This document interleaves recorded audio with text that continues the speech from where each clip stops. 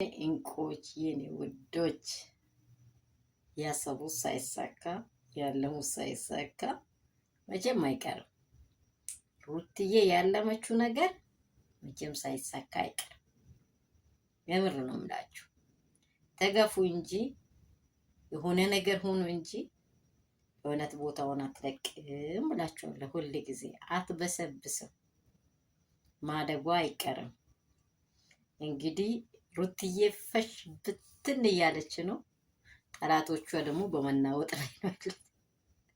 ጠላቶቿ በመናወጥ ላይ ነው ያሉት።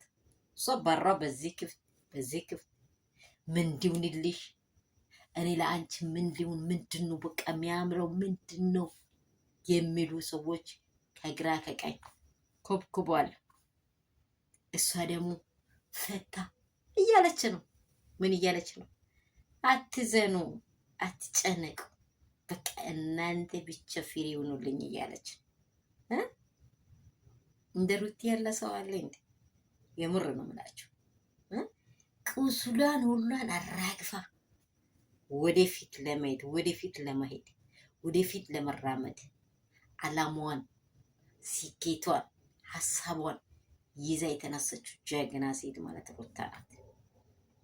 ሩታ አንድ ሰከንዳት ከሚዲያ ብትጠፋ እያንዳንዱ ኩርሹም ብሎ እንደሚጠፋ ታውቃላችሁ አይደል? ያለሷ አይዲ ማምጣት አይችሉ፣ ያለሷ ምንም ሁሉም ማለት ነው። እንደ ኦዲየንሱ ጭምር ሩታ ድምቀት ናት። እስቲ በሄርሜላ ቤት ውስጥ፣ በአብርሽ ቤት ውስጥ፣ በተለያዩ ሰዎች ቤት ይሰራል። እሷ ያልገበችበት ስፍራ ሁሉ ምንድነው? ውሃ ነው። ያልሞቀ ሻይ ታውቃላችሁ አይደል? የሆነ ቀዝቃዛ እጅ የሚል እንዴ ነው የሚሆነው። ሰላም የኔ ውዶች፣ የኔ ውርቆች፣ ያለቡት ያሳካሉ፣ ያቀዱት ሳይሳካ ወዲያና አይሆንም እያለች ፈታ እያለች ነው ሩትዬ። ሁላችሁም እንደሚታውቁ በሚገርም ሁኔታ በቃ እያስደነቀች በቃ ጠላቶቿን እያስደመመች እየመጣች ነው። የሩቲ ፋሚሊዎች እንኳን ደስ አላችሁ። ሁሉ ሰላም፣ ሁሉ መልካም ነው ወይ? በሀገር ውስጥ ያላችሁ፣ ከሀገር ውጭ ያላችሁ፣ ኢትዮጵያን በዓለም ዙሪያ ያላችሁ ውዶችና እንቁዎች እግዚአብሔር በደሙ ሸፍናችሁ ያላችሁ በስፍራ በየሃይማኖታችሁ በርቱ፣ ጸልዩ።